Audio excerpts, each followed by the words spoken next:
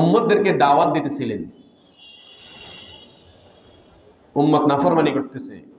তখন শুআয়ব আলাইহিস সালাম তাদেরকে বললেন, ওয়া কওমি লা ইয়াজরিমান্নাকুম শিকাকি আন ইউসিবাকুম মিথলু মা আসাবা কওমা নূহ আও কওমা হুদিন আও কওমা সালিহ ওয়া মা কওমু লূতিন মিনকুম বিবাঈদ।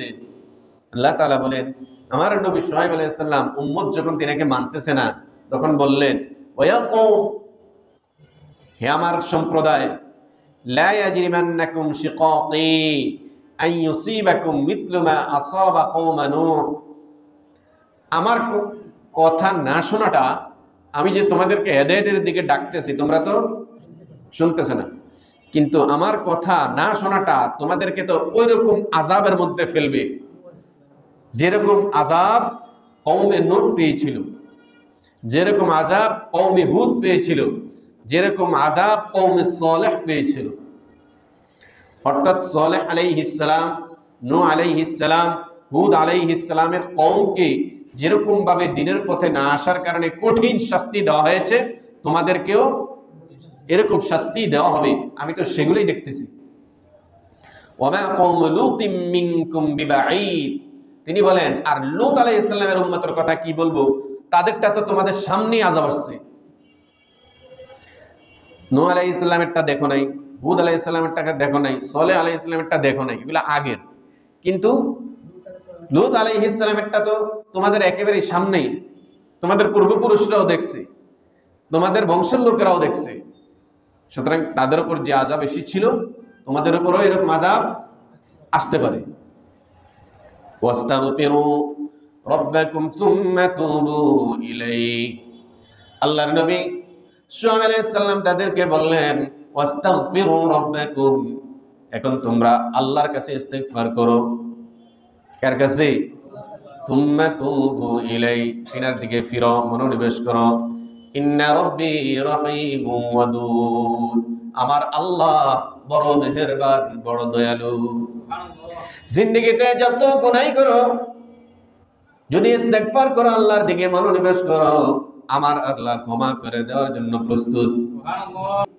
মা নাফকাহু কাসীরাম মিম্মা তাকুল, তোমার অধিকাংশ কথাই আমরা বুঝি না। ওয়া ইন্না লানারাকা ফিনা দাঈফা, আর তোমাকে তো আমরা আমাদের মধ্যে খুব দুর্বলই দেখতেছি। আমরা তো হোমরা সুমরা বড় বড় ব্যবসায়ী, তোমাকে আমরা কি দেখতেছি? দুর্বলই দেখতেছি। ওয়ালাউলা রাহতুকা লারাজামনা, যদি তোমার ভাই বেরাদার না থাকতো তাহলে তোমাকে পাথর নিক্ষেপ করে হত্যা করতাম। নাউযুবিল্লাহ। শুআয়ব আলাইহিস সালামের ভাই বেরাদারও ছিলেন। বলে যে তোমার ভাই বেরাদার যদি সেটা না থাকতো তাহলে তো তোমাকে আমরা পাথর মেরা হত্যা করতাম। কত বড় জাহেলের জাহেল। ওয়ামা আনতা আলাইনা বিআজিজ, বলে তোমাকে তো আমরা আমাদের থেকে বেশি শক্তিশালী দেখি না, আমাদের থেকে তো তোমাকে আমরা বেশি শক্তিশালী মনে করি না, শক্তিশালী দেখতেছি না। শুআয়ব আলাইহিস সালাম আল্লাহর নবী, তো কি দামি কথাটা বলছেন। এবার শুআয়ব আলাইহিস সালাম বললেন, ক্বালা ইয়া কওম আরাহতি আ'আজ্জু আলাইকুম মিনাল্লাহ, ওরে আমার সম্প্রদায়, তোমরা আমাকে পাথর দ্বারা হত্যা না করার যুক্তি উত্থাপন করছো। আমার ভাই বেরাদার আছে, আমাকে যে তোমরা পাথর মেরে হত্যা করতেছে না, এটার যুক্তি কি দেখাইতেছ? ভাই বেরাদার আছে। মহল্লার মধ্যে যদি লোক কিছু থাকে তাহলে ওর গায়ে হাত উঠানটা এত সহজ না। তো ওরা যুক্তি দেখাইছে মহল্লার ভাই বেরাদারের, তোমার ভাই বেরাদার কিছু আছে, এই জন্য তোমাকে আমরা পাথর দিয়া হত্যা করতেছি। আল্লাহর নবী শুআয়ব আলাইহিস সালাম বললেন, ইয়া কওম, ওরে আমার সম্প্রদায়, আরাহতি আ'আজ্জু আলাইকুম মিনাল্লাহ, আমার ভাই বেরাদারকে তোমরা কি আল্লাহর থেকেও বেশি শক্তিশালী মনে করো নাকি? আমার ভাই বেরাদার আছে, তুমি ভাই বেরাদার দেখাইলা, ভাই তো আজকে আছে কালকে নাই, ভাই সকাল আছে বিকালে নাই, কিন্তু আমার আল্লাহর শক্তি তো সব সময় আছে। সুবহানাল্লাহ। তো ভাই বেরাদার আমাকে বাঁচাইতে পারবে না, আমাকে বাঁচাইতে পারবেন যিনি সবসময় থাকবেন, সবসময় আছেন, যিনার শক্তি গোটা মাখলুকাতের উপর বিস্তার লাভ করে।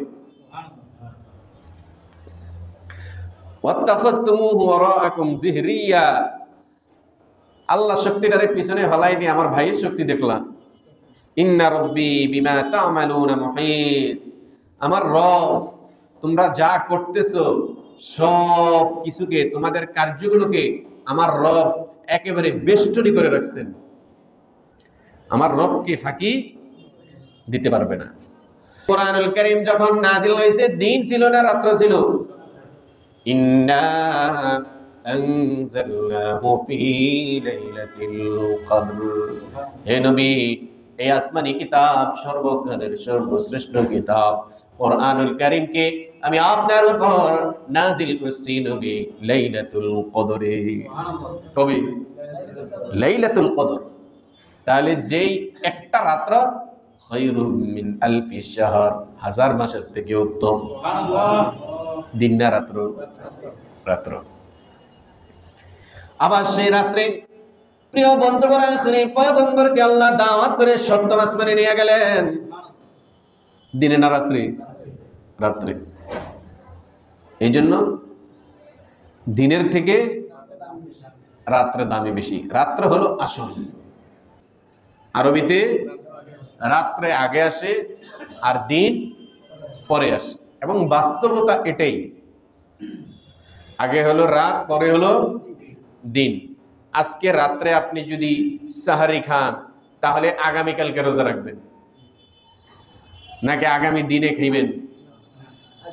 আজকে রাত্রে সুবহে সাদিকের আগে আপনাকে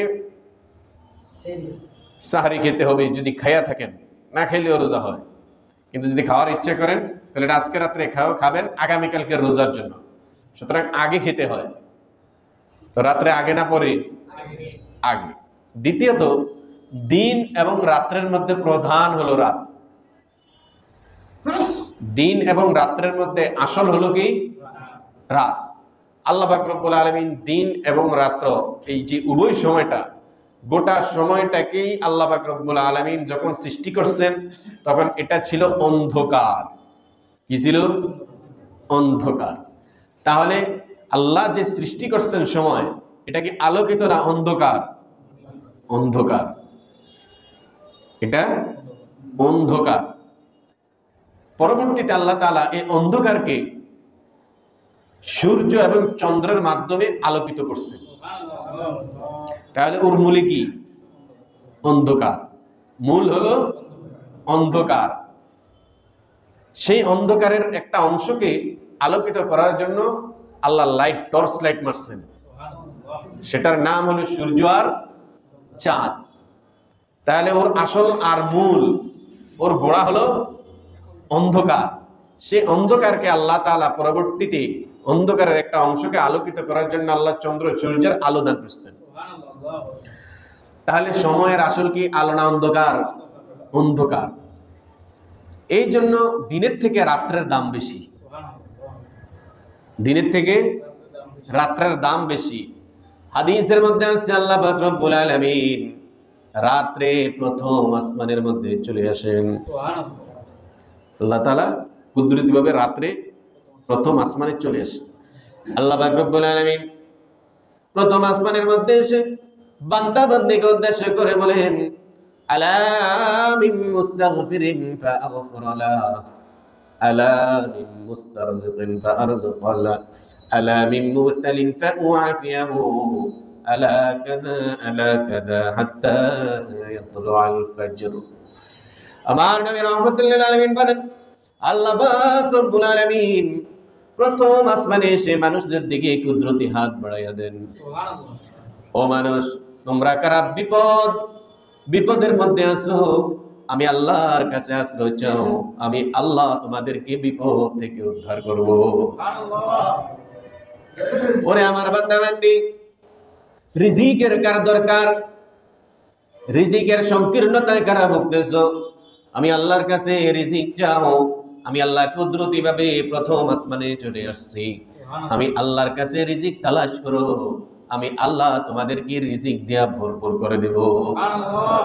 আলা মিন মুবতালিন, কারা বেকায়দা আছো, কারা বিভিন্ন সমস্যায় জর্জরিত আছো, আমি আল্লাহর কাছে মুক্তি চাও, আমি আল্লাহর কাছে আশ্রয় চাও, আমি আল্লাহ পাক রব্বুল আলামিন বিপদ থেকে হেফাজত করব। সুবহানাল্লাহ। এটা কি দিনে না রাত্রে? কতক্ষণ পর্যন্ত? হাত্তা ইয়াতলু আল ফজর, ফজরের উদিত হওয়ার আগ পর্যন্ত আল্লাহ এরকম কুদরতি ভাবে বান্দা বান্দিকে আমার আল্লাহ ডাকতে থাকেন। সুবহানাল্লাহ। এমন কোন ব্যক্তি আল্লাহর ওলি হতে পারে না যে রাত্রে ইবাদত করে না। এই পৃথিবীতে আল্লাহ সবচেয়ে দামি বানাইয়া পাঠাইছেন আমাদের নবী সাল্লাল্লাহু আলাইহি ওয়াসাল্লামকে। আল্লাহ সবচেয়ে দামি করে পাঠাইছেন, সবচেয়ে দামি বানাইয়া। সেই নবী দামি হইছেন কোরআনুল কারীম তিনার উপর নাজিল হওয়ার কারণে। সুবহানাল্লাহ। আল্লাহ তিনাকে সৃষ্টি করছেন দামি বানাইয়া, আবার আল্লাহর কালাম কোরআনুল কারীম তিনার উপর নাজিল করছেন, তাহলে দামের উপর আরো দাম। সেই কোরআনুল কারীম যখন নাজিল হয়েছে, দিন ছিল না রাত্র ছিল। ইন্না আনজালনাহু ফি লাইলাতিল কদর। হে নবী, এই আসমানি কিতাব সর্বকালের সর্বশ্রেষ্ঠ কিতাব কোরআনুল কারীমকে আমি আপনার উপর নাজিল করছি নবী লাইলাতুল কদরে। কবে? লাইলাতুল কদর। তাহলে যেই একটা রাত্র খায়রুম মিন আলফি শাহর, হাজার মাসের থেকে উত্তম। সুবহানাল্লাহ। দিন না রাত্র? রাত্র। আবার সেই রাত্রে প্রিয় বন্ধুগণ, আখেরি পয়গম্বরকে আল্লাহ দাওয়াত করে সপ্তম আসমানে নিয়ে গেলেন। দিনে না রাত্রে? রাত্রে। এই জন্য দিনের থেকে রাত্রে দামি বেশি। রাত্র হলো আসল। এই জন্য আরবিতে আসলটাই আগে, রাত্র আগে। আগে কি?